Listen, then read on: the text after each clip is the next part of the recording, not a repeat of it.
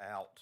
Ms. Tucker is sick, and Mr. Adams is away on business, but both request to be able to participate in tonight's meeting by electronic means.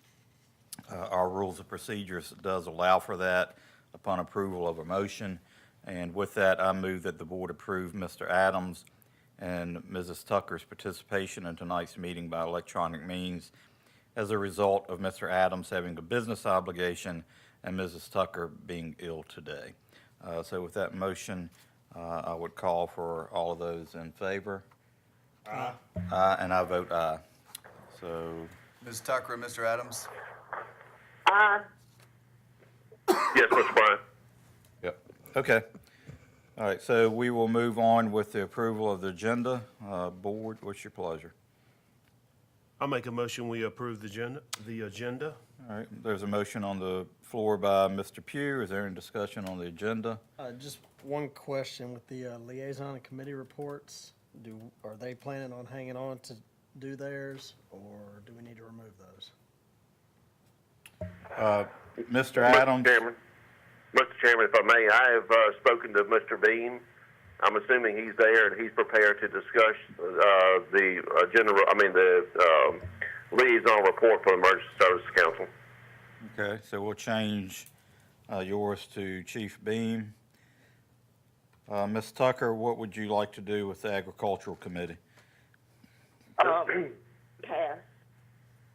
I'm sorry? Pass. Okay, so if it pleases the board, we'll remove 10, paragraph C, Agricultural Committee. Okay, so is that acceptable to you, Mr. Pugh? You made the motion. Certainly with the so noted changes. All right, all those in favor of approving the agenda as amended, please signify by saying aye. Aye. And I vote aye. All right, if you would, please rise and join me in the invocation, followed by the Pledge of Allegiance, which will be led by Mr. Pugh. Let's bow our heads together. Our Father and our God, Lord, we come before you as your humble servants. Lord, I just ask that you bless these proceedings, that you give this board wisdom. Father, we thank you for our citizens that have come out tonight braving the cold to speak to items that are in vital importance to them. Father, we pray for Ms. Tucker that she feels better, Lord. And Father, we thank you for all of our employees. We thank you for our law enforcement, our rescue and fire personnel, Father. And above all else, Lord, we thank you for your Son, Jesus. And it's in his name we ask it and pray. Amen. Amen. I pledge Allegiance to the flag of the United States of America and to the republic for which it stands, one nation, under God, indivisible, with liberty and justice for all. All right, the next item on our agenda is citizen comment. I believe some of you have signed up to speak during the public hearing for Winton Country Club. That will come later. But if there's any citizens here that would like to speak on matters not related to a public hearing, please come forward at this time. All right, hearing and seeing none, we'll move on to our public hearing section. The first item on the agenda is ordinance 2024-6, flood hazard overlay district, and that will be presented by Mr. Creasy. Chairman, Board, good to see you all tonight. As you have indicated, this public hearing is regard to Ordinance 2024-6 regarding our flood hazard overlay district.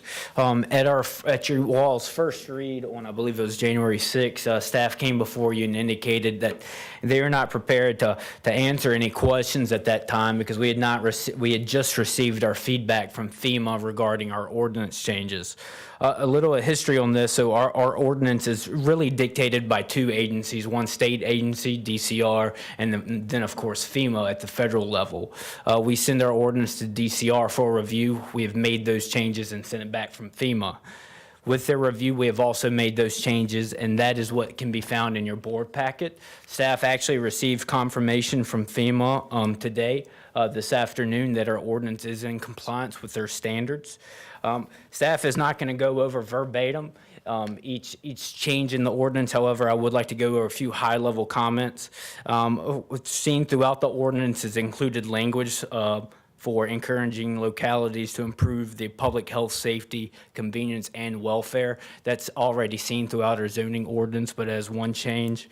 It also gives the new approval date for the flood insurance studies / maps, with that date being February 14th, 2025.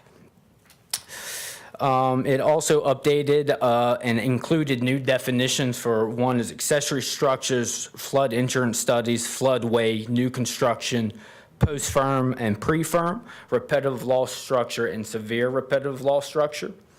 And then under substantial improvements, we also added language to speak towards historic structures and how you would go about potentially, if something was to happen due to a flood, how would you go about bringing that structure back into compliance, meeting this ordinance as well as historic requirements.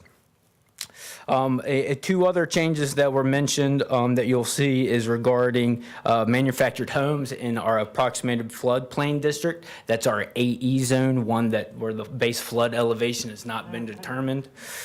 With that, our current ordinance read that the lowest floor must be elevated no lower than 1 foot above base flood, and we've also included information as well saying or no less than 36 inches above grade.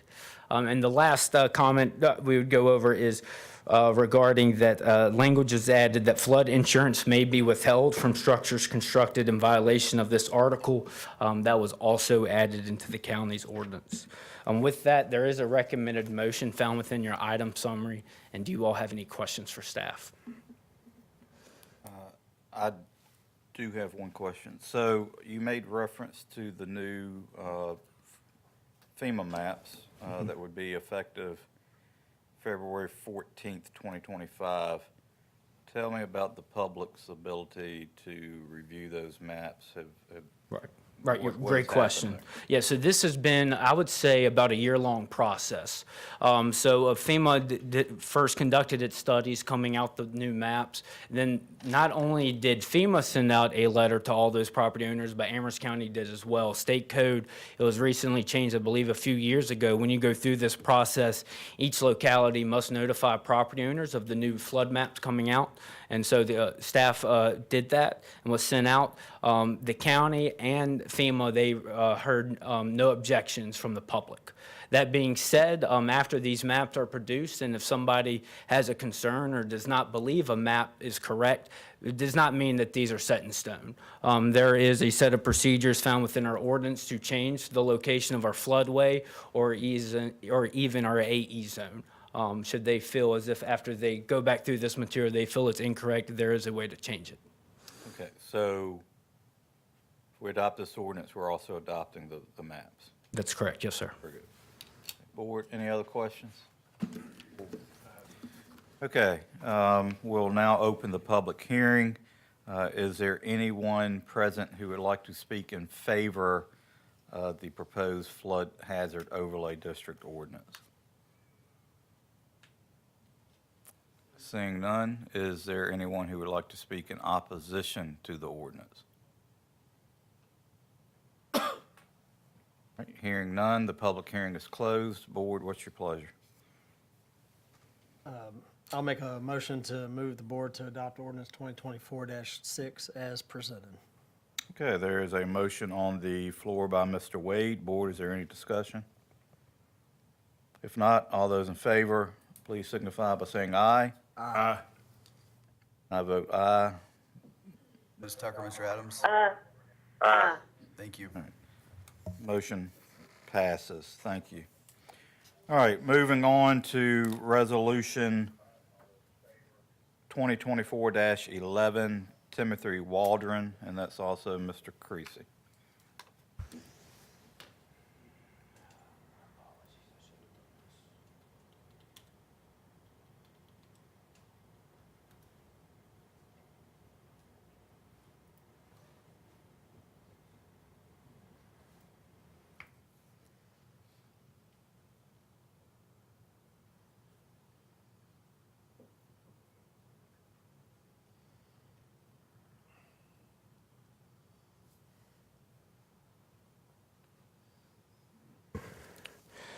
Chairman, Board, as you have indicated, this is a Resolution 2024-11. This is a public hearing to consider the revocation of Special Exception 2020-380 pursuant to Section 1003.0311 of the Amherst County Zoning Ordinance.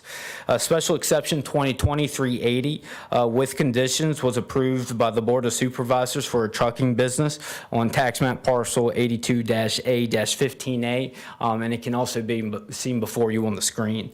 A little bit of a timeline. As indicated, this was approved by you all in 2020 with conditions. The site plan was then approved a few months later in December by both Amherst County Planning and Zoning and the Virginia Department of Transportation. In 2023, you all, as a board, directed staff to begin the resolution process for this, and it was sent to Planning Commission, who voted in favor of Resolution 2023-7 to revoke the special exception. Then you all, as a board, voted to deny this resolution in June of 2024.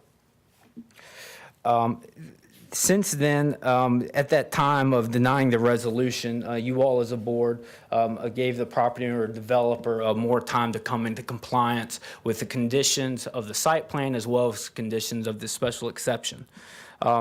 Between June and September of 2024, it was brought to staff's attention to start this process again because no movement was made on site. Therefore, staff started the revocation process with Planning Commission, and that started in September of 2024. The September Commission took their full 100 days to provide a recommendation. That recommendation came to you 4-1 to deny the resolution, which would allow Mr. Waldron to continue the trucking business. Approving the resolution would revoke the special exception.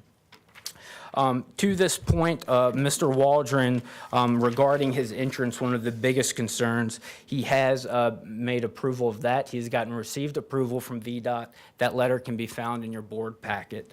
However, there are still a few conditions that are left on per the special exception that have not been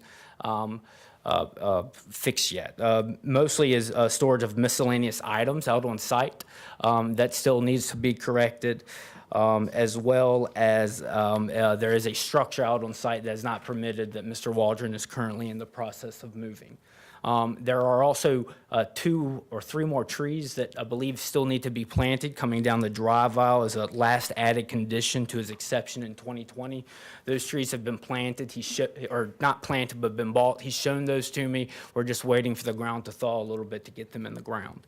And so that said, there was a recommendation from Planning Commission to deny this resolution 4-1, and that can be found within your item summary. And at this time, do you have any questions for staff? Yes. So the site plan that was presented to the board back in 2020, Yes, sir. you're telling me everything on that site plan is done? The gravel, where it's supposed to be?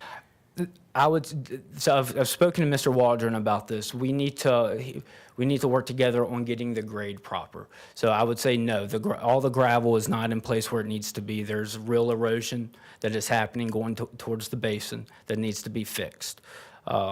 That said, the conditions of the special exception, as mentioned, they're not all taken care of either. There's still outdoor storage of miscellaneous items, rubbish to some. It may not be to others, but it would appear there's some rubbish out there as well that still needs to be cleared up. And the biggest thing is the grade of the lot, making sure it's on proper grade per the site plan, and then throwing down the additional gravel that may be needed in those areas. Are there any other questions for Mr. Creasy? Ms. Tucker, Mr. Adams, do you have any questions for Mr. Creasy? Mr. Chairman, I don't have any questions. Ms. Tucker? Ms. Tucker, any questions?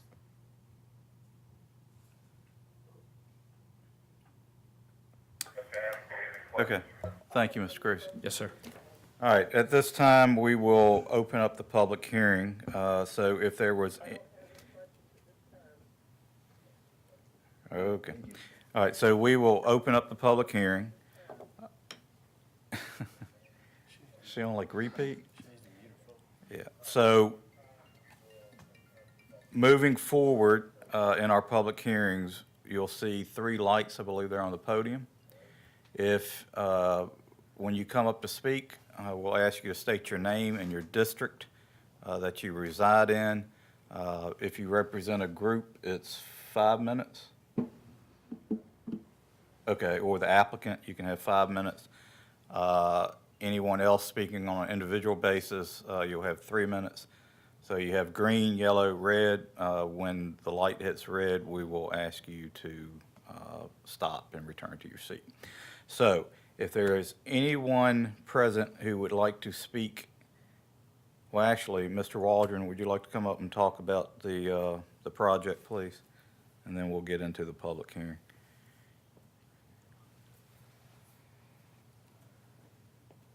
Good evening. Okay, 3 minutes.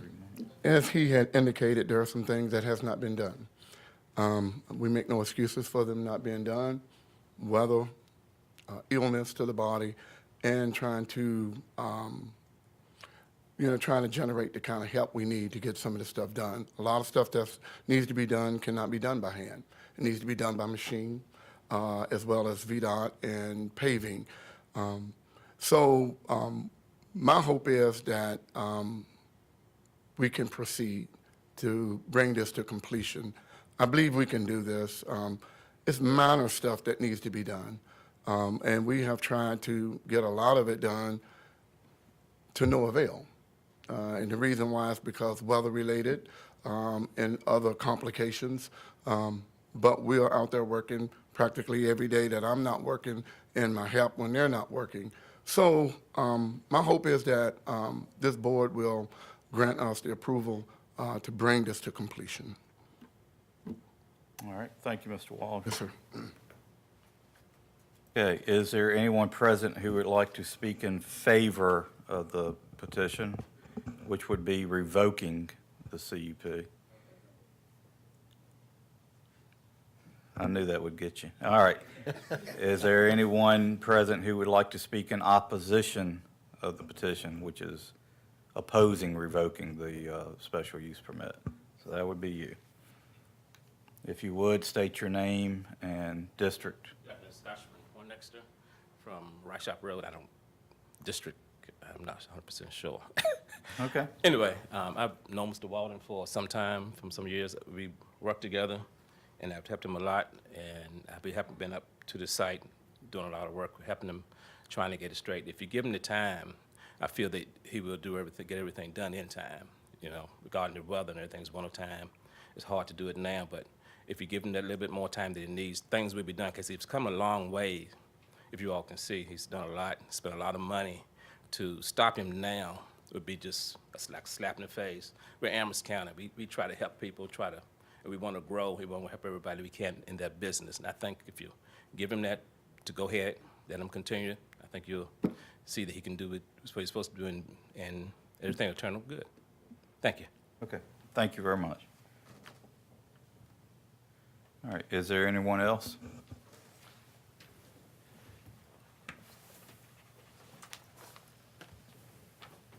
If you would, state your name and district. Tommy Massey, and I'm just to kind of represent Tim. He's trying everything he can. We're helping him, doing whatever we can. We doing everything we can to get it done. If you'll just give him a little bit more time, I think he can accomplish it. Okay. And All right, thank you very much. Bear with me, my computer battery just went dead. All right, is there anyone else present who would like to speak? All right, if not, the public hearing is closed.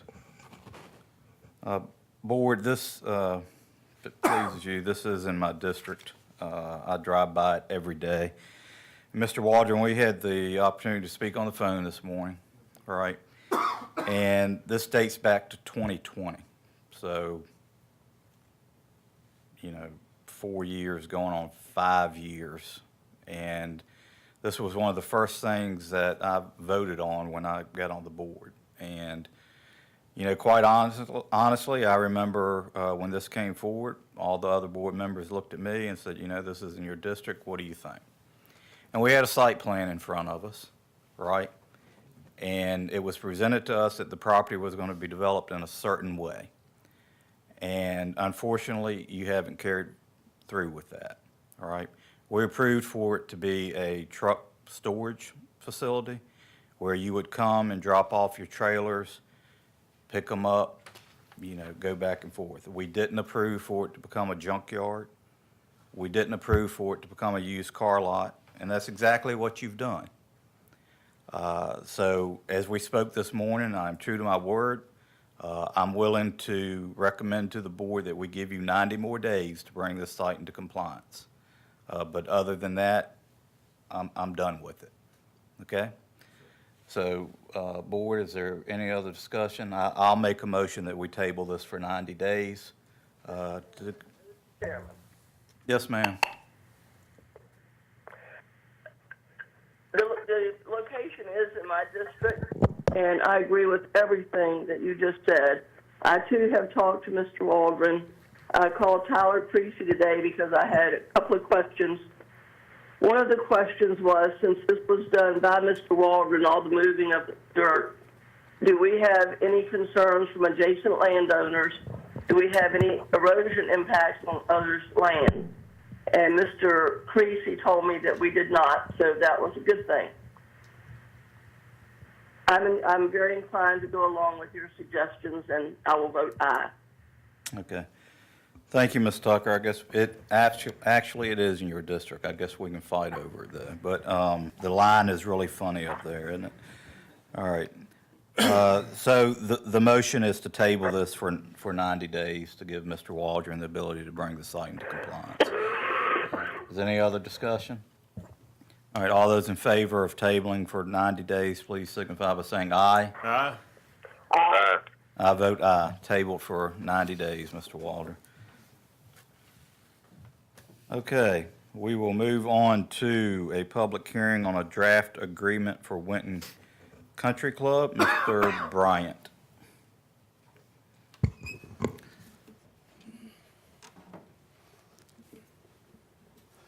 Okay, yes, sir. Thank you very much. Let's see. I put together a presentation to give you some additional information on Winton Country Club. So you're very familiar with it. The original Winton agreement was dated 12/31/18. It was signed by the previous county administrator and Waukesha Development. He's here tonight, Mr. McCormick, Dave McCormick's with Waukesha Development. On 12/31/18, that purchase price was for $800,000 for that original Winton agreement. The property acreage that's listed in that agreement is for 286.7 acres, and that transferred from county to Waukesha. Today, it's still in whole. It's still one piece of property. In that agreement, there was a settlement that included liens, there were other costs, there were bank loans, there were dam inspections at the one dam that's there was survey work, there were taxes. All of that totaled $578,908. And what remains in the Winton proceeds is $262,000, $898.75. So that money is held by Ms. McBride. It's unencumbered money. We're still holding that money. I want to show you this map, this colorful map. This is what was the original proposed uses. This green area included what was considered the golf and open agricultural area. The blue area, we'll come back to this multiple times. That's the 70 acres that was to remain, or was to be a future county fairgrounds. The purple area was going to be potential retail business expansion area. And the orange area is future age-restricted parcel. I want you to ingrain this map into your memory because I'm going to refer to this multiple times throughout this presentation. I can always come back to it, but I want you to be familiar with this map, especially that blue area, that what's considered that future county fairgrounds area. I also provided in this presentation a copy of the Winton Plat. Very similar to that other map, it just shows a little more detail in terms of where the fairways are, the greens, and things like that. Okay, that map was done by Hurt and Profit, or that survey was done by Hurt and Profit. Okay, so the current old agreement and concerns. So this, again, I'm calling the old agreement, this one from 2018, and the concerns that we have with this agreement and why we think this agreement needs some amendments. First concern is that this subdivision, in that blue area that I was referencing earlier, is to subdivide and transfer 70 acres to the county, and it removes valuable fairway holes from the current operating golf course. If you study that map, the map that I showed you earlier, 6.5 fairways are taken away out of that 70 acres. So it splits up what's going on now. The second bullet point, the county no longer intends to hold a fair on the Winton property. When this agreement was drafted up in 2018, the county was looking for a permanent fairgrounds. There's no intention of the agriculture committee. There's no intention of the county that I'm aware of, unless you tell me otherwise, to hold the fair. We've been holding the fair at Sweetbriar College, and we've held it successfully there. And our last year was our best year ever at Sweetbriar College. Actually, thank you. Our partners here at Sweetbriar are here with us today, so we're glad they're here. So we continue to have it there, and so there's a change in this concept of this agreement. Another bullet point, there is a significant hazard dam, which is the way this agreement is drafted, that is the county's liability. It requires inspections, studies, and repair. And I'm going to get into more detail later into the slide presentation on what that entails. The zoning approval, that's part of the PUD. So the zoning approval that Mr. McCormick did back when I was doing community development was for a plan unit development. It included age-restricted areas, retail business areas, and that was originally approved in 2019, but that has expired. Mr. McCormick has not exercised that permit, and that's okay. That just means that if he wishes to do that, or if he wishes to do something different, he's going to have to come back before you, the Board of Supervisors, to do something like that. It means his time has expired because the permit wasn't exercised. So, duly noted. Additionally, for those of you who are familiar with the Clifford area and Winton, water for future development is a concern. I spoke with the health department, and they confirmed what we know, that low water producing wells are in the Clifford area, and there are dry wells that are reported by the health department in that area. And I bring that point up because there was a lot of conversation when this agreement was being discussed by the Board of Supervisors at the time on whether or not to run a water line really from the town of Amherst to Winton, which is approximately, depending on how you get there, 2.5 to 3 miles. So there are water concerns. So when we think about that age-restricted area, when we talk about retail businesses, water was a big question. Water was a concern. Would we have enough water yield? And those are things that we don't know. We still don't know. Another concern of the old agreement, the current old agreement, is that the historic manor house requirements were to be preserved in accordance with the federal requirements in the Sarah Henry Manor House Preservation Society. Nate Young, our building official, reached out to James Gabbert. He is a historian from the National Register of Historic Places. And for a private property owner, there are no requirements to the listed property. They are bound by any local codes or ordinances.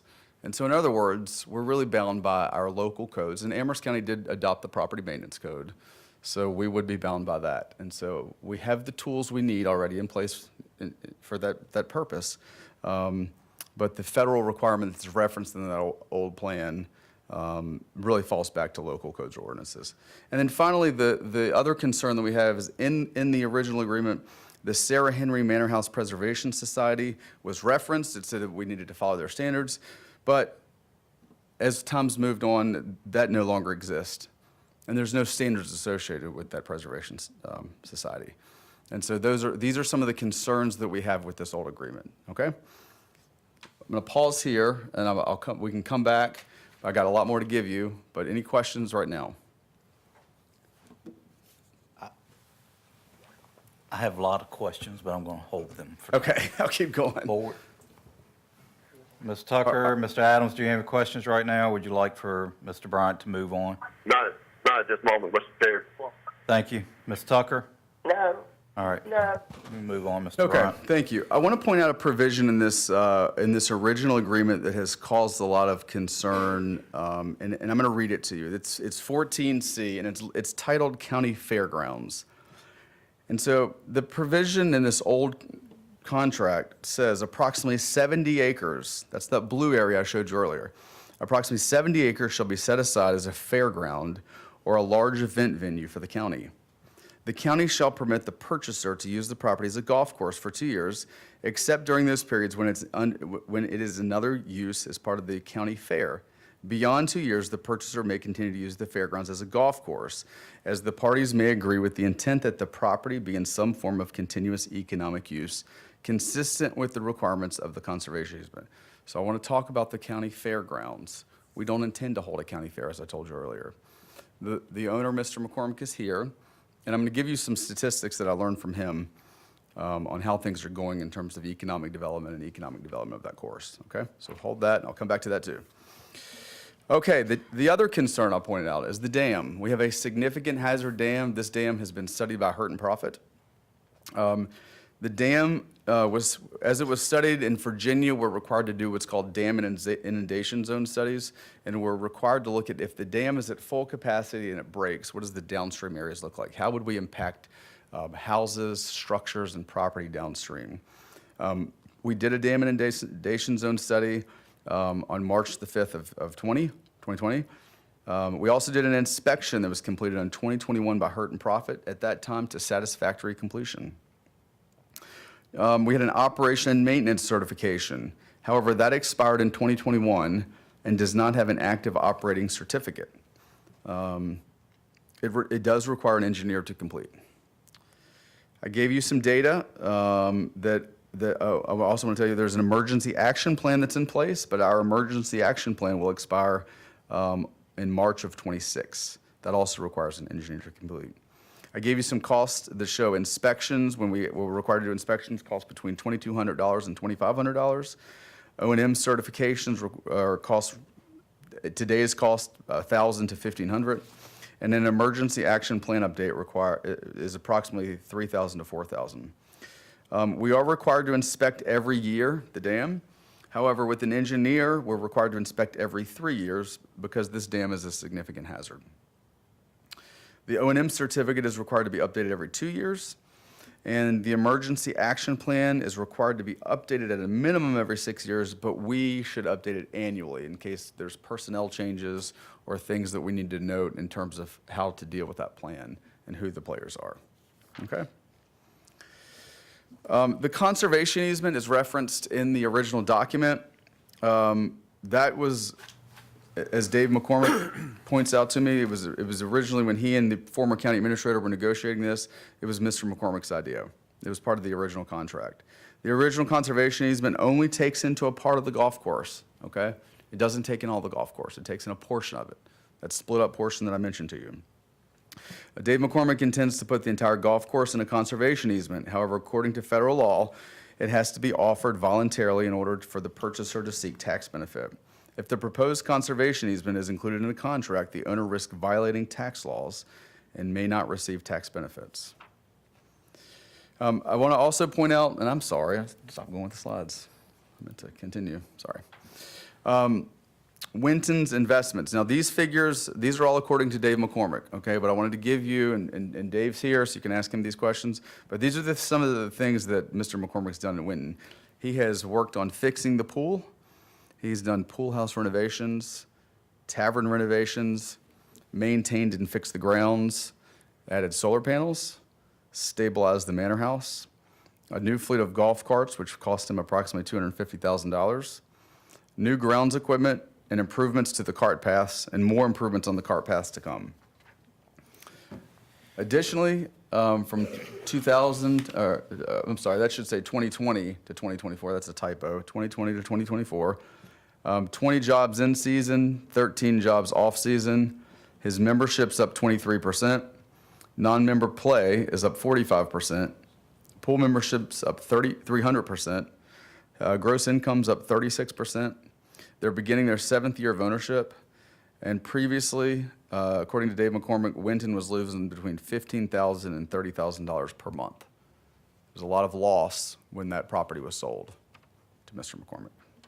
I want to go over some of the proposed new agreement, what's before you tonight, and while we're holding the public hearing. The proposed new agreement would terminate the old agreement that chops the golf course up, and it preserves the 18-hole golf course. The old agreement chopped the golf course up into pieces. It put a fairgrounds on it and quite potentially could have destroyed the property if we used it as a fair in the middle of the fairways and on the greens. The significant hazard dam responsibility would be that of the owner and not of the county. We could save thousands of county dollars. We would not be liable for the inspections, for the O&M certification, and for updating the emergency action plan regarding to that specific dam. The contract also says the owner is still required to keep the manor house properly maintained and watertight. The owner is required to ensure that by December the 31st, 2025, the roof is in good repair, painting the siding on the historic portion of the structure, and maintaining the grounds in good condition, and keeping the manor house free from weather and water intrusion. And additionally, the county has right of first refusal. That's into this contract. If the seller receives a bona fide offer, they're required to give the county written notice. The county has 30 days to make a decision on whether or not to purchase the property. If the county decides not to exercise the right of the purchase, the owner is free for a period of 180 days to make the sale of the property. If the property is not sold within a 180-day period, the right granted to the county applies to all future offers to purchase. That summarizes my presentation to you on this. Any questions for me? Board, any questions for Mr. Bryant? None at this time. Ms. Tucker? No. Mr. Adams? Not Carolyn. Okay. I do have one question, and I'm sure you're not going to be able to answer it right now. Maybe you can. Was there an appraisal done on the entire property back in 2020? I believe there was. Mr. Popovich, or do you recall? My recollection is yes. I do not have that in front of me. My recollection, I think, agrees with yours. I think there was an appraisal done. Okay, well, at some point, I would sure love to know what that appraisal was. Yes, sir. And if this 70 acres was in it. Yes, sir. Because there's a value associated with this 70 Sir. acres, right? Okay. I'm just going to throw you my hand. I'm going to give you my questions now. So you say that the manor house, right? I think you referenced the Department of Historic Resources says that there's nothing from a state standpoint that makes a private owner maintain the property in historic standards. That is absolutely true. And then you referenced our property maintenance code. Property maintenance code just makes sure that the roof's not leaking, that it has windows not busted out. But there's nothing that says Mr. McCormick couldn't go down to Lowe's and buy some vinyl windows, right, and throw up in Patrick Henry's mother's home and take the historic windows out, right? So there is absolutely nothing preserving the historic architecture of that house if we do away with this. Is that correct? But I don't know that what we have in place was going to protect it either. I would beg to differ, but I think the contract was very specific on the standards. The Department of Interior standards is what it was referring to. But in any event, board, we have two recommended motions. The first is that the board approve the new attached agreement and direct the county administrator to sign it, or that the board receive the public comments and discuss this topic at a future Board of Supervisors meeting. What's your pleasure? We've got to open the public hearing. Well, according to this, we need to decide if we want to have a public hearing, right? Yes, ma'am. Mr. Chairman, Yes. Ms. Tucker? I'm sorry, I jumped ahead. Go ahead. I was going to respond to your question. My feelings are that we go ahead and hold a public hearing and then take up the matter later. Okay, is that a motion? Yes. All right, there's a motion on the floor by Mr. Tucker that we hold the public hearing and discuss this topic at a future Board of Supervisors meeting. Any discussion? All those in favor signify by saying aye. Aye. And I vote aye. All right, we will open the public hearing on the sale of, or on this Winton Country Club agreement. Again, you will have 3 minutes. There are 3 people that are signed up to speak. The first being John Marks, I'm sorry. Speak in order for and, or was it like just random? Yes. For and against. Just for and against. You're number 1 on the thing. If you'd state your district, and you will have 3 minutes. I have someone that, I will probably won't be through in 3, but maybe 4. I have someone that will give me their 3 minutes, if that's permissible. Regarding something else, you ask about I have from the Commissioner of Revenue a document dated 2/7/2019 that says the value of it is $2,048,400. You want to? No. I was going to give this to the clerk anyway, because I would like all of those documents placed in the official minutes of the meeting.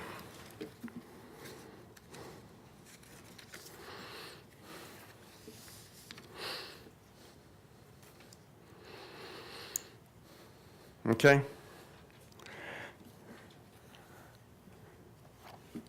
You ready? Well, I'm waiting on you.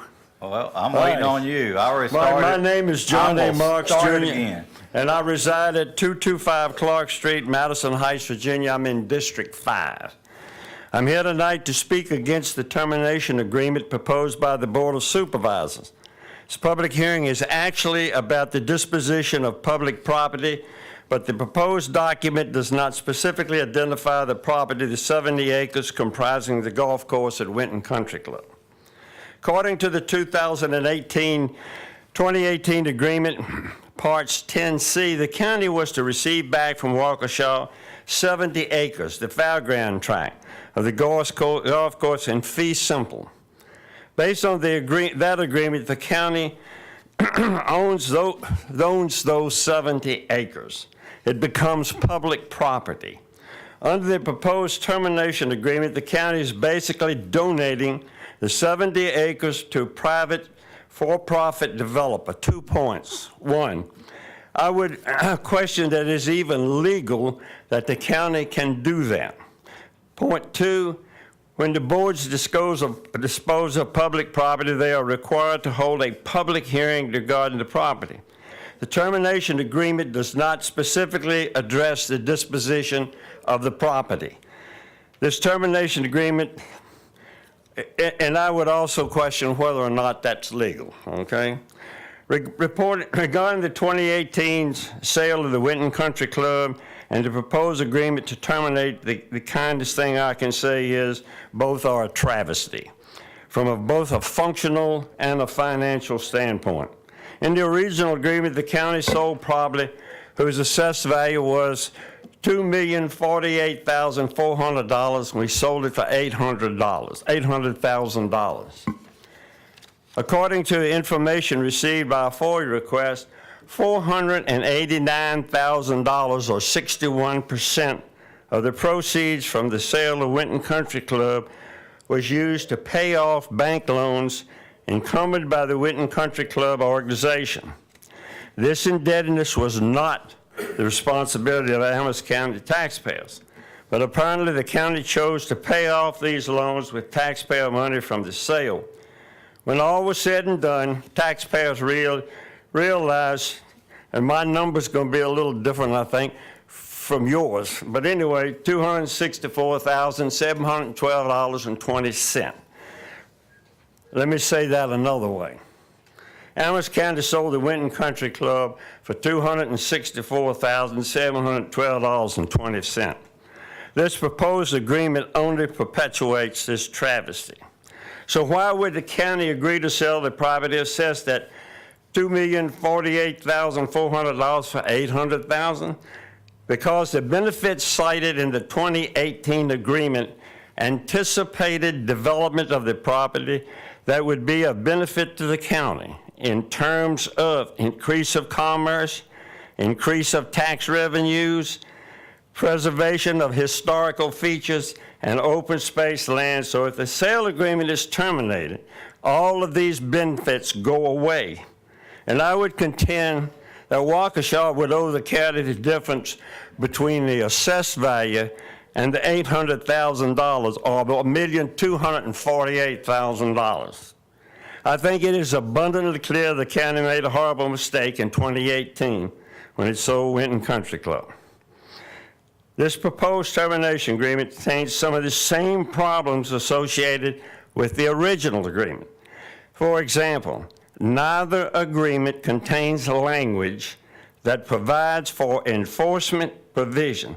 Consequently, the county has no way to enforce performance of commitments to take remedial action. So, one more paragraph. All right. I would propose that before acting on this proposed termination agreement, the county issue a request for proposals seeking outside legal counsel to review both the 2018 agreement and the proposed termination agreement and offer their recommendations as to the best course forward for Amherst County. Thank you. Thank you, Mr. Marks.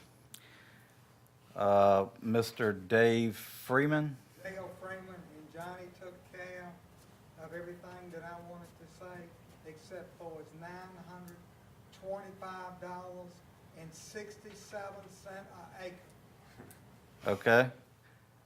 Love to buy some land. Anybody got any more? Heck, county got anything you want to say for that? Mr. Freeman, would you like to come forward and No, say? Okay. That's okay. All right, Mr. David Nash. If you'd state your name and district, please. David Nash, the Village of Clifford. I came before this board in 2017 after the deal with Runkin Pratt fell through, and I came up here and asked the board to provide bridge financing to Winton Country Club to help them over financial rough spot. I think you all eventually did grant that bridge financing, and shortly thereafter I started having a falling out with two members of the country club over they came down there on our Nash property in Clifford to check on the feasibility of putting a logging road across our property to log those woods. Now, when you all talk about this 70 acres fairground, I'm not sure if you're talking about the woods or whether you're talking about using the fairways down by the lake as the fairground, but Runkin Pratt, if they had bought the country club, they had intended to develop those woods, I'm sure, with housing and other facilities. They were going to turn it into a retirement country club golf course, just like they did out, I guess, at Jefferson Forest. And I'm sure whatever they built would have been a really nice place, just like, of course, Liberty Ridge is not a golf course, but it's a nice facility. Everything they do seems to be first class. Our property, at that time when I had the falling out with the two members of Winton, I sent the Board of Supervisors, the Planning Commission, the Economic Development Authority, and other people in the county a letter, just, basically giving my vision of that some of that property that we own symbiotically and synergistically with Winton, and hopefully, with what could have been with Runkin Pratt. Our property is ideally situated there in Clifford to be what would be a beautiful entranceway into those woods, what was the former woods, which was timbered.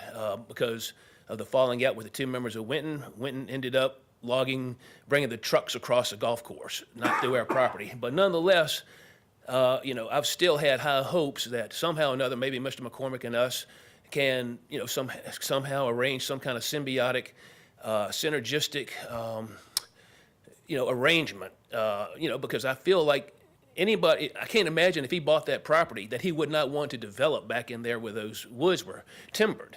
And there is no real access, nice, not pretty access. You can't go through the front driveway at the manor house. You can come down Winton Road and turn on Johnson Drive, the private gravel road behind the golf course. That would be expensive to turn into an access to those woods. You could come down Turkey Mountain to the former Junior Campbell property, which is a deeded right-of-way. But then you've got other issues with that, crossing a creek, trying to get that land from the current owners. I'm sure that would be difficult and expensive and costly. But, again, our property is just, really ideally situated for an entrance into that woods, and that's what I hope. I hope that this board or no future board eminently domains our property to make somebody else rich, That's what I hope, But I mean, as far as, I don't know where the golf course, I don't know, like I say, I'm not sure where you all are talking about having this fair, If it's on the fairways, just temporarily during the fair period, and then you shut the golf course down, set it up for the fair, or whether you're actually going to do away with those the actual fairways and turn it into some other vision. I mean, I would think if you were going to shut down the golf course, destroy several holes of golf, you would do the back 9, which would give you the entrance back over to the woods, not the front 9, which wouldn't be, quite as good. All right, thank you, Mr. Nash. We'll see if we can get those questions answered later. All right, is there anyone else that would like to speak towards the agreement?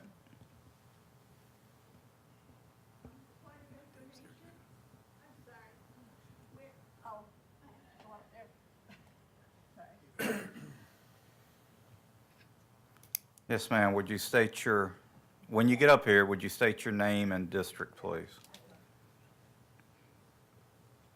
I'm Lynn Cable. I live in District 1. I live basically across the street from Winton, down the road a little bit. I just wanted to know the dam that they're talking about being in need of repair. And I'm sorry, my eyes aren't so good, and where would that dam pour out on whose property? Would there be damage if that dam went and broke? And how much danger is there of that dam actually breaking? And am I the only person that doesn't know about that? Okay, we'll get that question answered for you after the public hearing. Is there anyone else that would like to speak?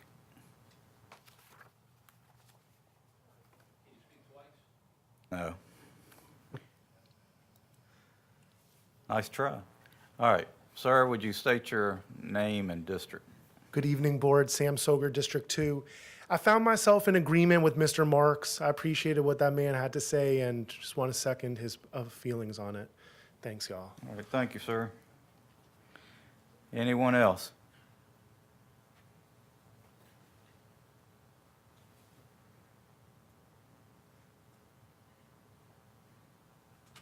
My name is Barry Lundgren, and I'm in your district, Mr. Martin. What concerns me is when this property was advertised for being for sale, that we were told we were going to get 70 acres of property. Amherst County would receive that. And also the paper said that the majority of this would go into a conservation easement. And now all of a sudden that entire concept is just thrown away. And that's just not right. I'm sorry. I understand what the tax problems are with the easement, but I thought that the idea was that the majority of the property wouldn't be developed, and that's what this conservation easement was going to do. And so that's gone, and now Amherst County loses its 70 acres. Property in this area is skyrocketing. Bedford's built out, Campbell County is getting built out. They're working their way up to Amherst. What's to prevent him from bulldozing that golf course and selling it as lots like they did down in Lynchburg? I think that we should receive the 70 acres that we were promised in the initial offering. If we don't develop it, our children will. Thank you. Thank you, sir. Is there anyone else that would like to speak? I've got a question. I don't know. All right, no questions. If you want to make a comment and use your 3 minutes, you're more than welcome to do it. Well, let me put it this way. If you ask a question, I will try and get it answered for you, but we're not going to do a back and forth. I think it's real simple. Okay. All right, I'm Dale Freeman from District 3. All right, how big is this lake? I mean, is it a frog pond, or is it 3 or 4 acres? So you'd like to know how big the lake is, okay? Yes. Is that it? And if it could it be drained not to be a problem if it's a frog pond? All right. Is that it? Thank you, sir. Is there anyone else that would like to speak?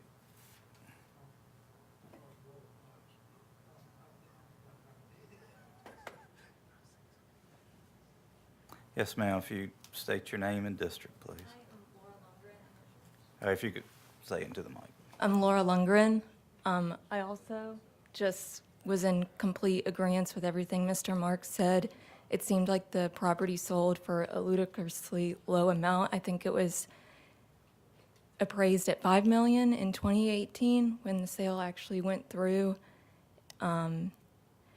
It seems like the property was left to the residents of Amherst to be able to use it recreationally for years to come. That's why it was originally deeded to the people of Amherst. And to just sell it at 1/6 of its original value to a developer and 6 years later redact all these things that were supposed to have the property still be used by the people, the 70 acres for the fairgrounds. Even if they're doing the fairgrounds in Sweetbriar, there's other things they could do with that 70 acres that would benefit the people of Amherst. It doesn't have to be the county fair. The conservation easement as well, I mean, it was not the original purpose to keep the land for the people of Amherst and to not have it be developed by some random person. And even if it was sold to a developer, like, why was it sold so low? I mean, I've been looking to buy a house for 6 years and the property in Amherst has skyrocketed. I know that there's water problems in Clifford, but that much land for $800,000, it's insane. I can't buy, it's insane. You can't buy 5 acres for $70,000. Like, it's just kind of mind-blowing. So I don't know. I think it's something to think about and think about the people of Amherst. And I'm sure there's a lot of people that aren't here that aren't as aware of the situation that have similar views as Mr. Marks and I. Thank you. Thank you. Okay. Anyone else willing to speak? Mr. Hudson has graciously offered me his 3 minutes to speak. No, sir, it doesn't work that way. I'm so sorry. Mr. Marks said he's somebody giving him. Well, is there anyone else? Well, could you, I tell you what you can do at the end of at the next part of the meeting, after we go through everything else, there's a citizen comment section. You can come up and get 3 more minutes. Okay? 3. All right. Is there anyone else? All right. If not, the public hearing is closed. Board, if it pleases you, I'd like to ask Mr. Bryan a couple questions. One, could you point out where the 70 acres is on the screen again?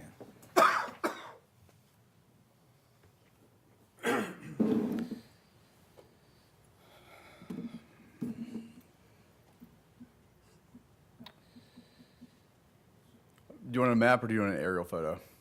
Ariel, please. Mr. Chairman? Satellite.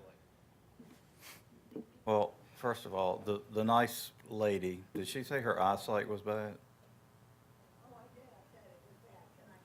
Can you come up and get closer to the screen? That would be very nice. Thank you so much. All right. An aerial photograph would be great. Would be great. Okay, yes, sir. Well, let me start with this, and I'll go to an aerial photo because I have this blue area. So the lake is this. I'll use the mouse so you guys can see it. The lake, it's the southern part of this map here. The lake is this area here. Route 151 is here, okay, on this east side, and south below is Winton Road. Now I'm going to flip over, and I'll go find a aerial photo. So we're looking at the same thing. Give me a second. I didn't have that prepared.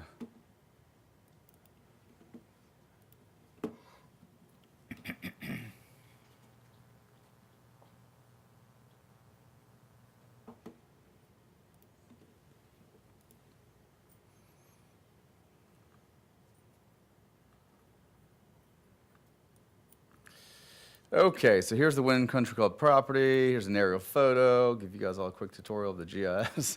The southern part here of this property, if you click on this blue area, The lake is this area here, this southern part, okay?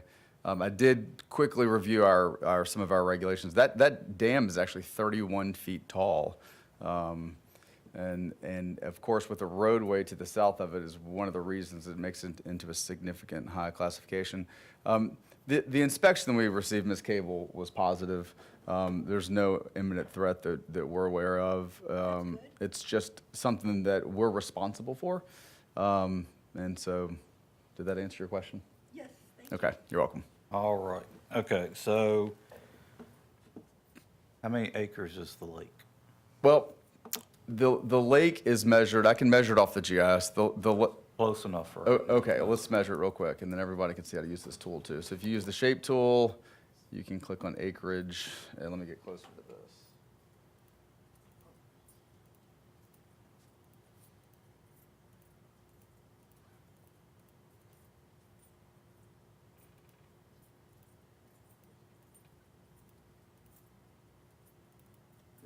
I'll disclaimer, this is no survey, but using a GIS, it's about 7.83 acres on my quick measurement. Okay, so 7.83 acres. Thereabouts, give or take. Thereabouts, give or take. All right, so we know where the lake is. We know approximately how big it is. We know that there's no imminent danger in the dam, all right? I think the other question was, could it be drained? I'm gonna go out on a limb and say, yeah, it could, but there's no imminent reason to. Okay, fair enough? All right. Everybody got the questions answered, right? Still haven't answered the question where the 70 acres for the park, county fairground was gonna be. I thought that was. Can you show him where the 70 acres is? Yes, sir. That'd be great. Okay, sir, I'll flip back and forth just because I didn't have an aerial photo drawing of that.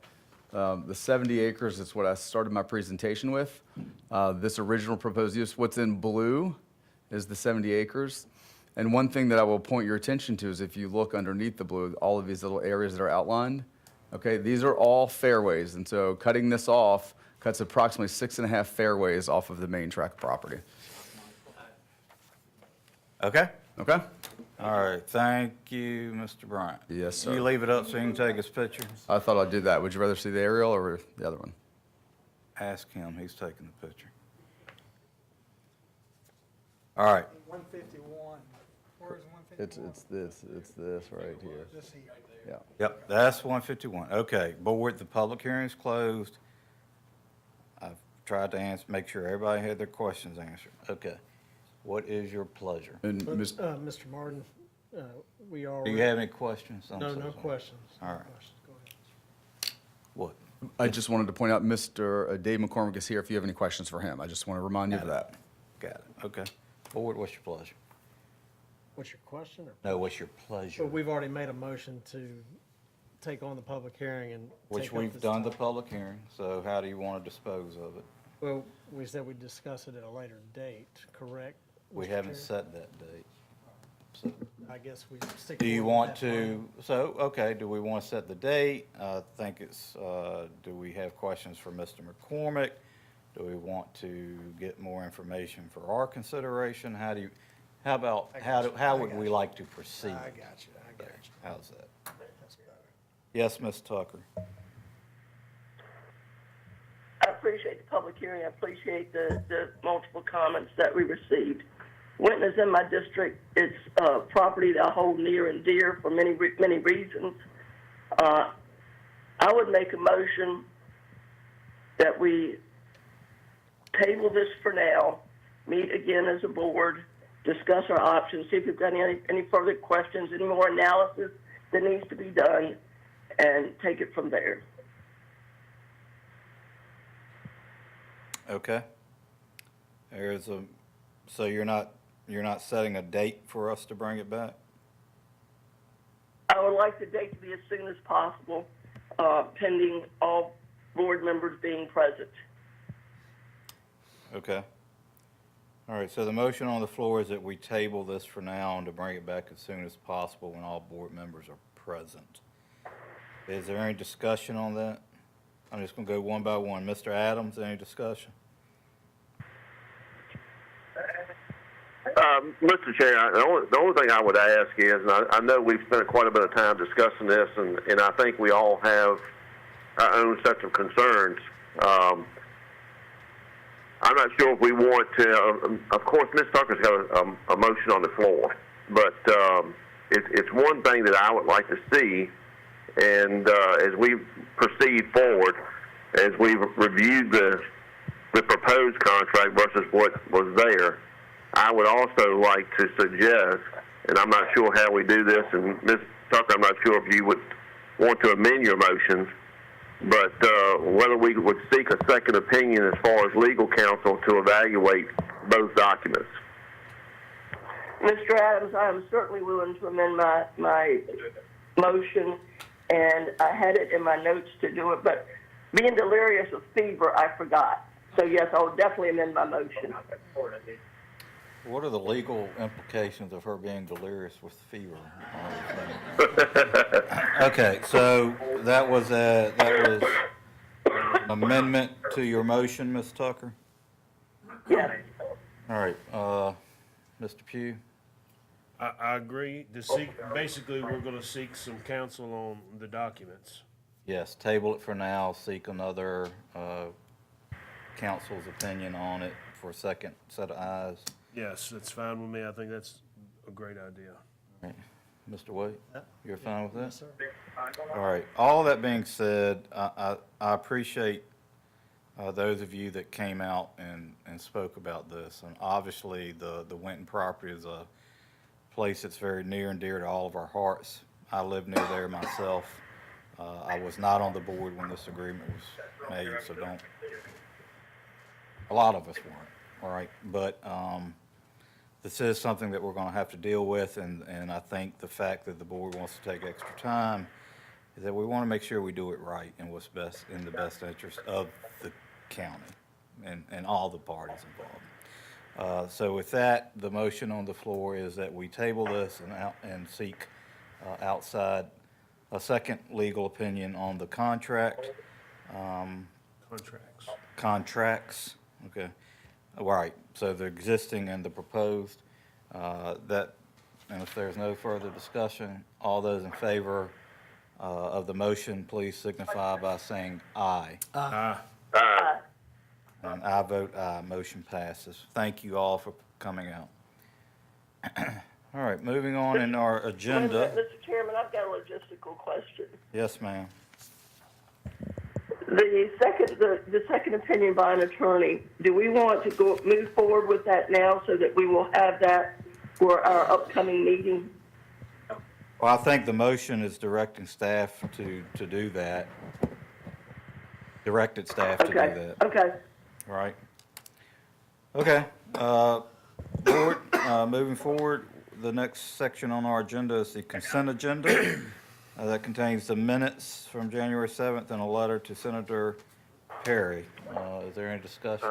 Mr. Chair? Yes. If I may, regarding the second item, the letter to Senator Russett Perry, I'd like to just kind of make it known that the intent of the board is, in my opinion, not to attack, our Commonwealth Attorney or his office or any Commonwealth Attorney in their office.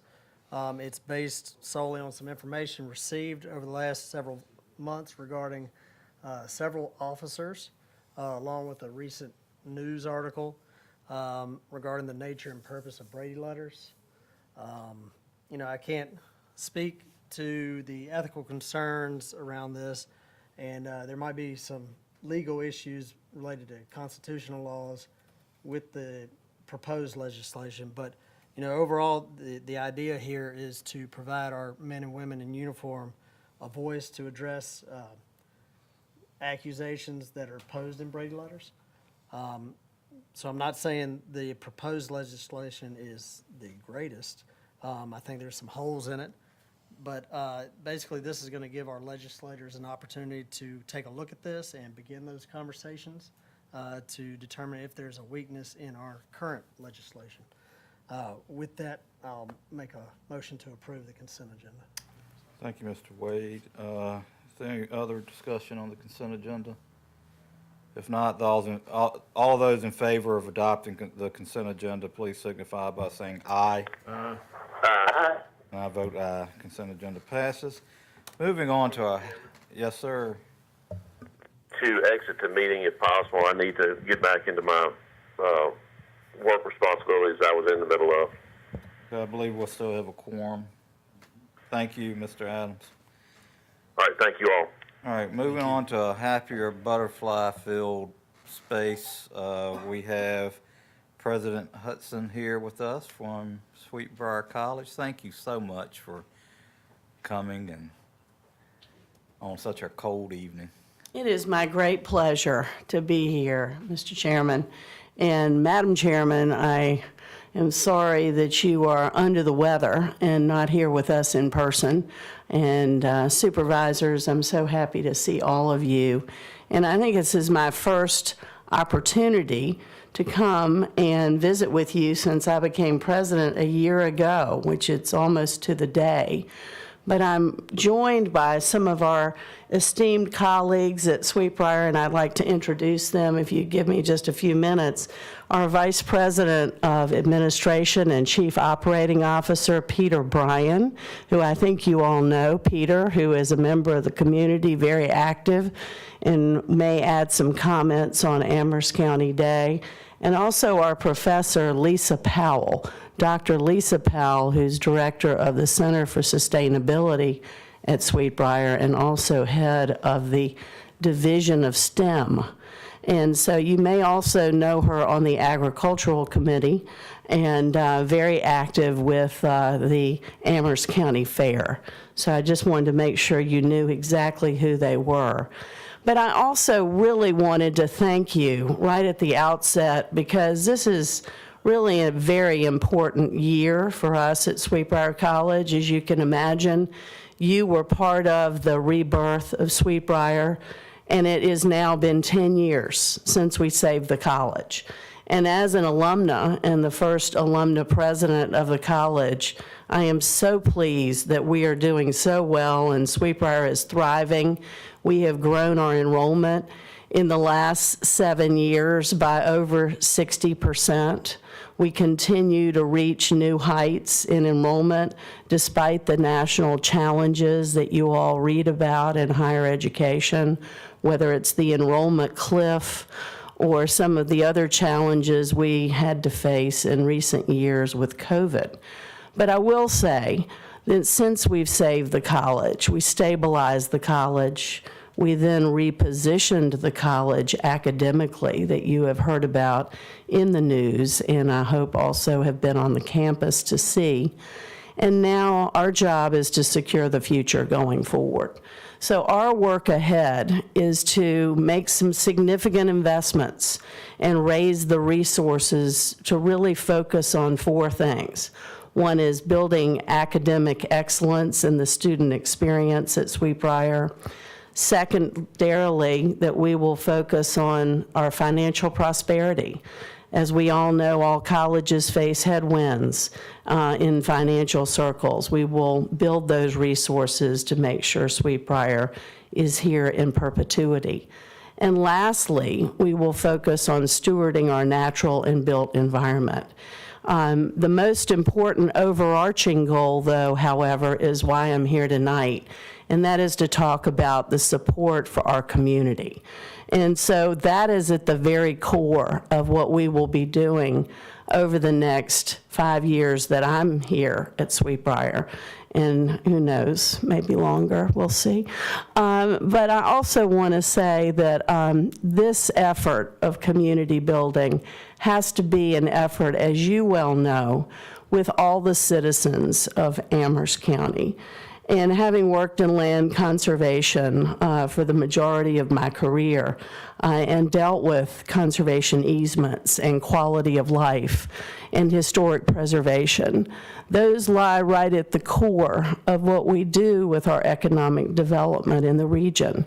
And so therefore, we have been committed now more than ever to making sure that we will strengthen the county, working with you hand in glove We want to be a partner at the table. We want to help you realize what this county was always meant to be, and to make sure that we develop it sustainably, and together, the economic development that we realize here in the county will benefit all the citizens of the county, while we also protect our natural and historic assets. So while I'm thinking about this, I have to say, I don't know how many of you have been out to the property recently, but you know, we are an open campus. You can come to the gate. We'd love to see you walking, not obviously right now, you know, it's a little frigid, but we'd love to have you out at the property any time. And as I look around and over my shoulder and I see Peter Bryan, he has been working on pulling together a new committee for the Amherst County Day on April 5th. I hope you all have it on your calendars. Everybody that I've brought it up to says, well, I remember Amherst County Day.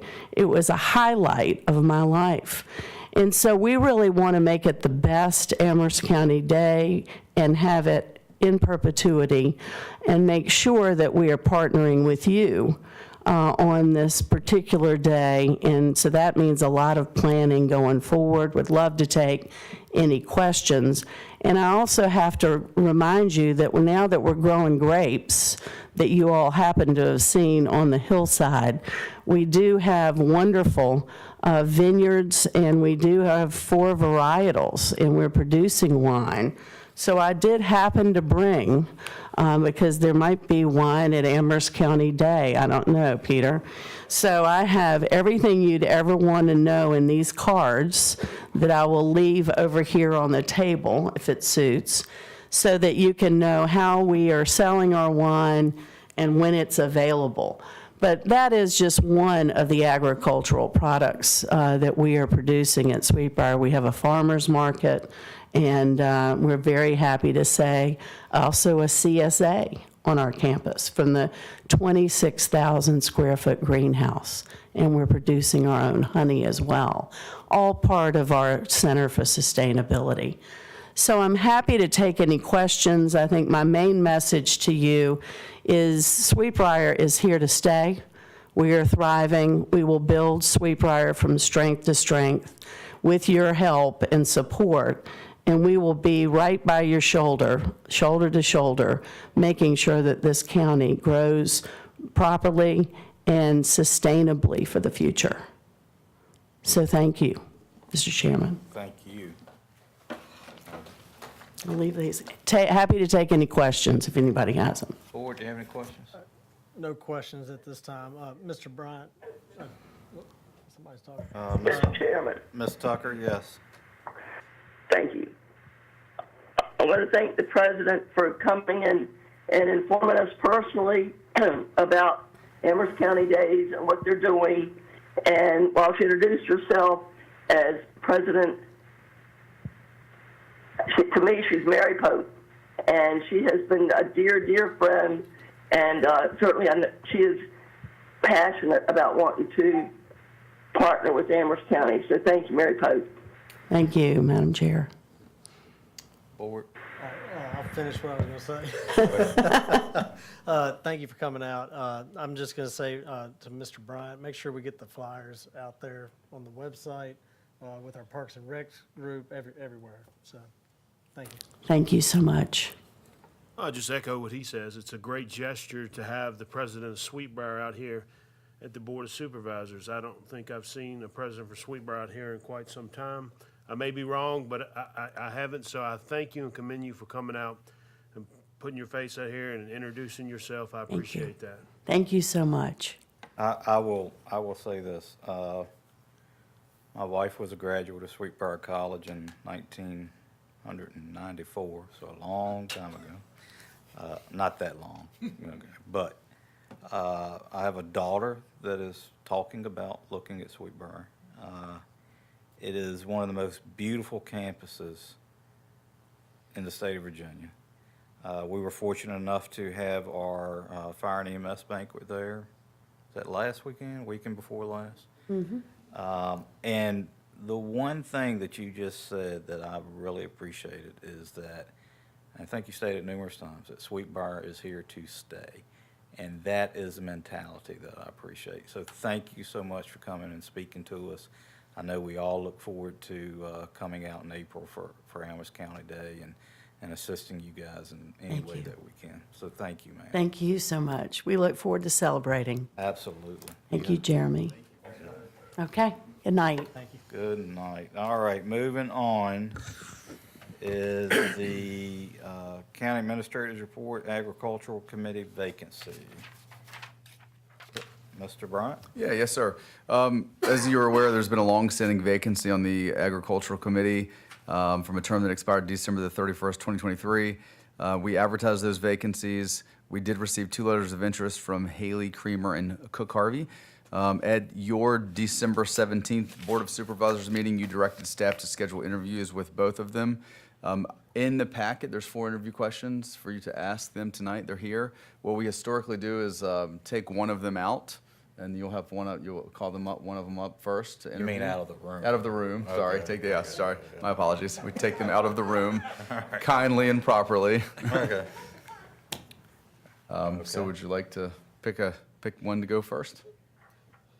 Well, how about we interview Miss Creamer first? Is it Creamer, correct? Mr. Harvey, we'll come get you in just a second. Thank you.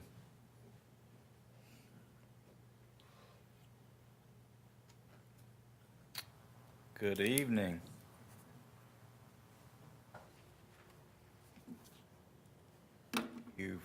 Thank you for coming. So I'll start out. Could you just please state your name, your address, and your current community involvements in Amherst County? My name is Haley Kramer. I reside at the address of 7100 Lexington Turnpike in Amherst, Virginia. My community involvement includes serving as a volunteer 4-H leader for the Amherst County Livestock Club, participating in local events such as the Amherst County Fair, the Amherst Christmas Parade, and engaging in various civic events. Within Central Virginia, I serve as a member of the Central Virginia Livestock Show Committee, the Rockbridge Regional 4-H and FFA Show Committee, the Amherst County Fair Show Committee. I'm a proud member of the North American Limousine Foundation, the American Angus Association, and I'm deeply honored to be recognized as a 4-H All-Star. Say limousine? Limousine. Yeah, it's a breed of cattle. Oh, so not like the car. No, but it's a breed of cattle. I got you. That one, all right. All right. You want to ask the next question, Mr. Pugh? Oh, yeah. The Santa Gertrudis, can you tell me about? Nah, but that's another breed you've probably never heard of.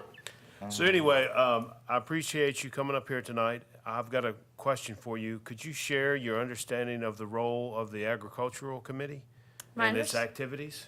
My understanding of the Agriculture Committee is that it supports the Board of Supervisors in addressing agricultural issues within Amherst County.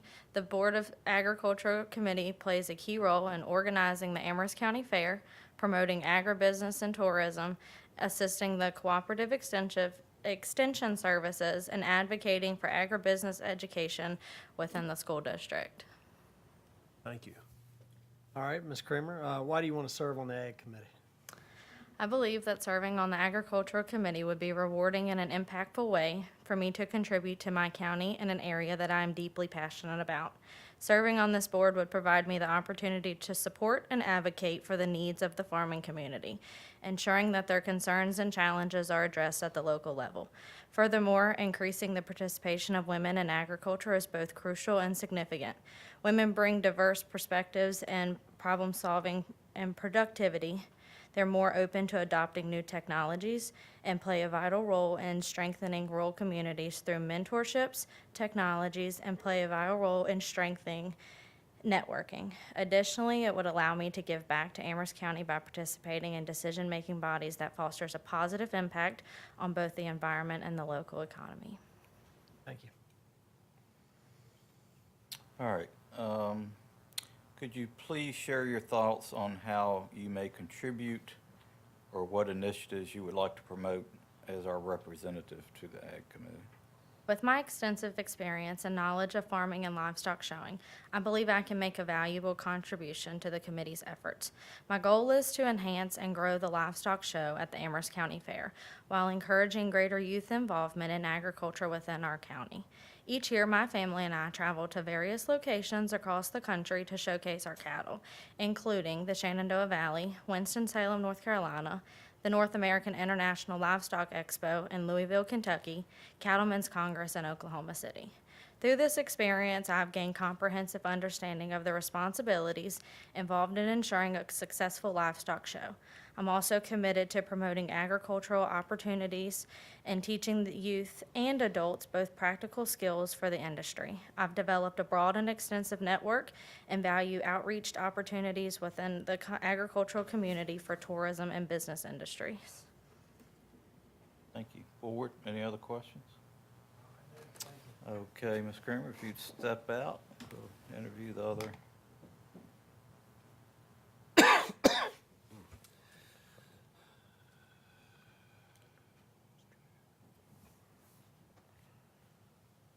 Ms. Tucker, are you hearing everything? No, I'm hearing about every other word. Did I miss? Okay, she was very impressive. How's that? Yeah, I mean, I could hear her. If y'all had any questions, I didn't hear them. Okay. All right. Guess they Hey, wanna do Mr. it. Harvey, how are you? Good evening, Board. All right, if you would, please state your name, your address, and community involvements in Amherst County. Cook Harvey, Dove Lane, District 1. Community involvements. My partner and I moved here November 2012. Immediately found a community trying to save an old building right up the street at Second Stage. I was collecting signatures from the very beginning. I was part of the initial board of Second Stage. Sonny Monk found me playing saxophone at the farmer's market, and the following year I was market manager, and for the consecutive 4 years volunteered as market manager. First farmer's market in Amherst in a long time, I believe. I joined the fire department. That was something an able-bodied person that I am I could do, so I did, because I care about civic engagement and giving back to my community. Those are probably the two big community engagement things I've done. There might be others, but anytime, and I mean, what drove me to throw my hat in the ring was that there was a vacancy, and you know, agriculture is something that's dear to my heart, and I was amazed there was a vacancy, and that's something I feel like I could fill, so. Thank you, sir. Thanks for coming. We appreciate it. I have a question for you. What is your understanding of the role of the Ag Committee and its current activities? My understanding is that we are here as a separate body to advise the board of things agriculture and the committee, keep them apprised of things going on in the agricultural world. And the last sentence also has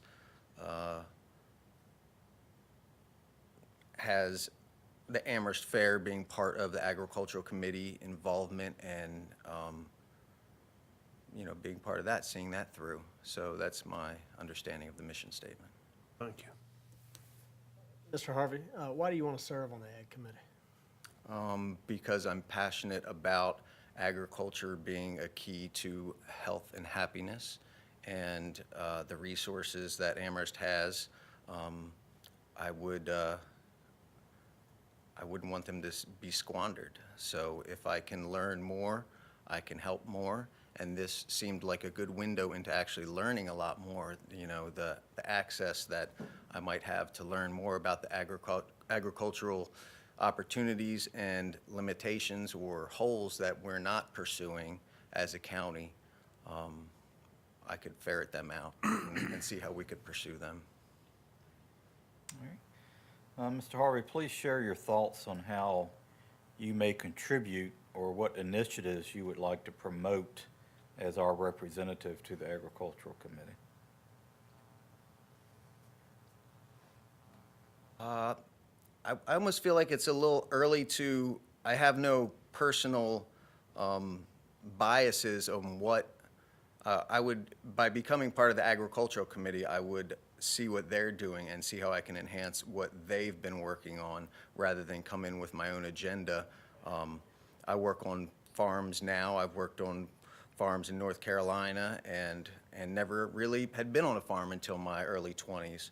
But it's a passion of mine, and you know, I would push the valuing of our natural resources for ourselves and future generations. Thank you very much, sir. Board, any other questions?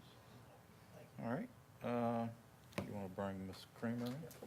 Thank you, Mr. Harvey. Yeah.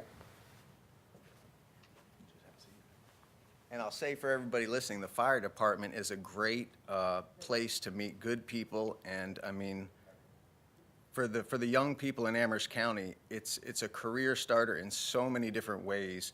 The free education, I mean, I got Fire 1, Fire 2, EMT, and those things are extremely helpful when you're going to get a job and be a part of this society.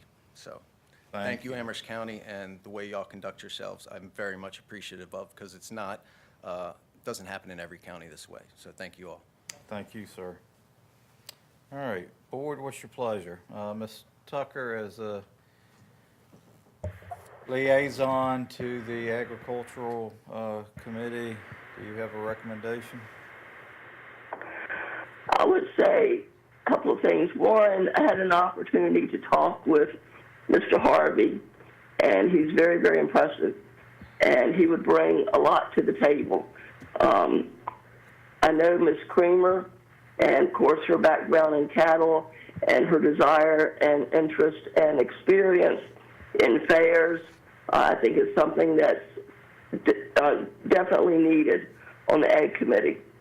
And so my recommendation would be, at this time, Ms. Creamer. But I just want to hold up a place marker for Mr. Harvey, because I think he's going to have a place in our county in the future. Okay. Is that the form of a motion, or board, is there any other discussions? I can't say anymore, but yeah, you can make that. If you can turn that into a motion, great. Is there a limit on how many people can be on that committee? Yeah. I tried. Okay, so the motion on the floor by Ms. Tucker is that we appoint Ms. Creamer. Is there any other discussion? If not, I'll just say, both candidates, Yeah. thank y'all for coming to interview. So. yeah, Mr. Harvey, I've known you a long time. I served with you on the fire department. Didn't you used to make spoons or something? You did, didn't you? Anyway, I know he can process some chickens, that's for sure. But, thank you for your interest. Hope you will maintain that in the county. We appreciate your service. So with that, all those in favor, please signify by saying aye. Aye. And I vote aye. Congratulations. All right, moving on to the county attorney's report. Mr. Popovich. I don't have anything at this time. All right, moving on to the liaison and committee reports. Emergency Services Council, Chief Beam.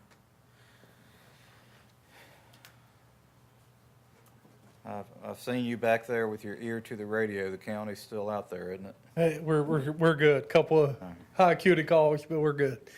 Good evening, board. Thank you again. Speaking on behalf of Mr. Adams, who's out of town tonight. Emergency Service Council continues to do great work. Been meeting monthly, working hard to get the SOGs put together, which was an initiative this board directed. Our goal is for you to have those in front of you in February for you to vote on and codify if you so wish. I think you'll find that it's been a very collaborative effort amongst all the departments to find common ground for what keeps our firefighters, those men and women, safe and makes good operational decisions. So that's that. As I think Mr. Martin mentioned 2 weeks ago, we did have our awards banquet.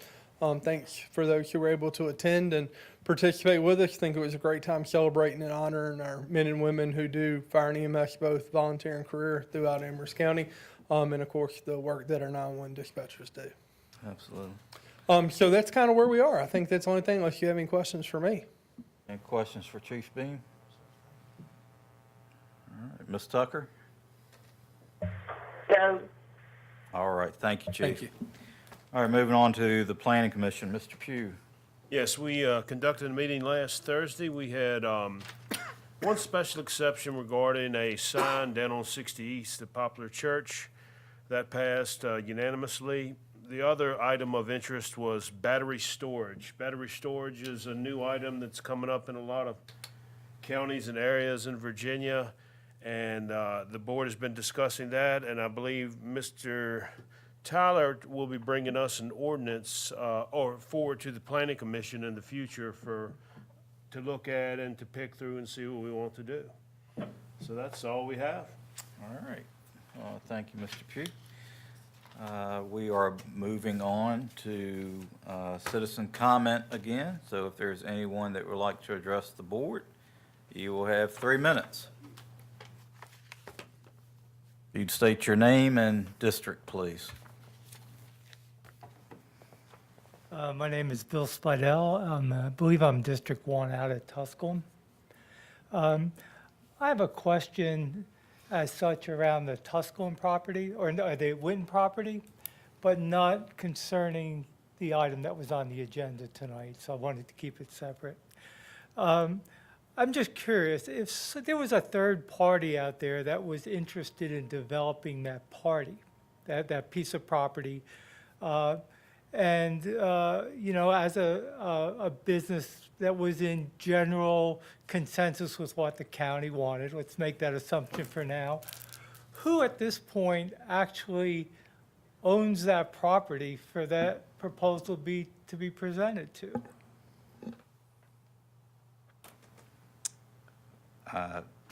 It's not a back and forth, but I will have the county administrator, if you'd leave your number, he can Yes, contact please. you. Okay?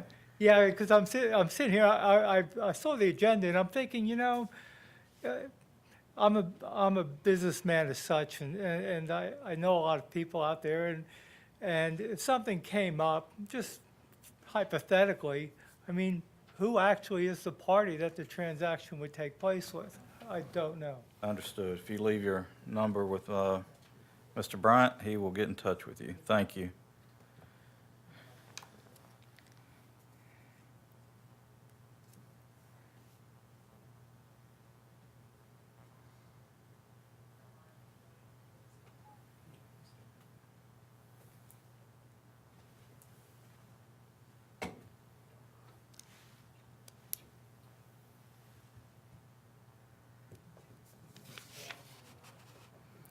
Appreciate it. Yes, sir. Thank you. Yes, sir. If you'd come state your name and your district, please. You have 3 minutes. David Nash, the Village of Clifford. This is going to be kind of a can of a worm, so I'm going to open up. Back in the 60s and 70s, when the county was developing the watersheds, the watershed lakes, Mill Creek, et cetera, I just wonder whether, rhetorically, whether it was ever considered to turn. There's a spring in the Village of Clifford that runs all the way down to Buffalo River, and there's several feeder tributary creeks as well. It's a nice river bottom, creek bottom through there. And in my mind, over the years, it looked like it would have been a nice place to have put a watershed in. And then, of course, I guess that water could have been used to, provide water for the Village of Clifford or for future development. I don't think anybody would ever seriously put a watershed in down there all the way to Buffalo River now. But at any rate, I just wondered now, since Winton's development, future development is kind of hanging on whether it has water or not, whether, they could put a smaller lake in along. Basically, they have a lot of creek frontage that runs on that bottom side along the creek, and then there's not many other landowners through there that would be affected as far as where the immediate lake could be possibly built. The Junior Campbell property, the person who had been renting that for cattle raising, apparently has recently given that lease up, and an adjacent neighbor, he's taken over the lease and he just uses it for hunting. So, other than him, I don't think there'd be any real interference from other landowners, so to speak. And then, if it was developed, then people would have lakeside frontage, which would increase their property values, development potential for housing, et cetera, et cetera. And that's all I would like to say. Thank you. Thank you, Mr. Nash. Is there anyone else that would like to address the board?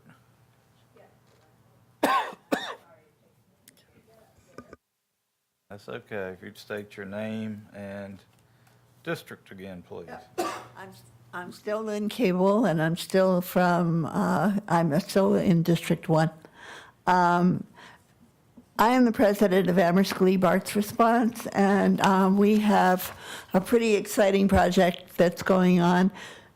We have a grant from the National Endowment for the Arts, and it's called Exploring Homegoing in Amherst County, and it relates to reading a book, and it's an adult book. It's not for kids. It's not going to go in the schools.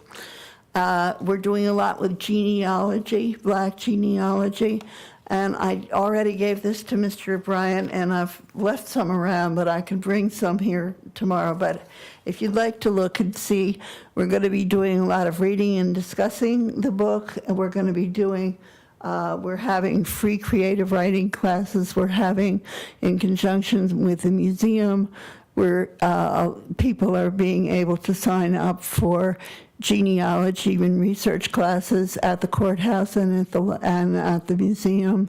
And we're partnering in Lynchburg with Zeta Phi Beta, which is one of the Divine Nine. And they're bringing in a genealogist from the East Coast of Virginia. We're one of 6 groups that were given this award in Virginia this year, and we've done it 3 times before. It's something that we really enjoy bringing to the county. And Sweetbriar is one of our partners, and so is the museum, so is the Women's Club, so is the NAACP, so is the Kumba Dance Company. And so is Zeta Phi Beta, Second Stage, and Sweetbriar, and the library. So I'd like to tell you about that. And while you're thinking about Winton, I don't know whether anybody, this is now, technically, Clifford is now a historic district. Mary Bruce House, Getty's, a lot of the houses out there, the house I live in, the Glebe, the house at Winton.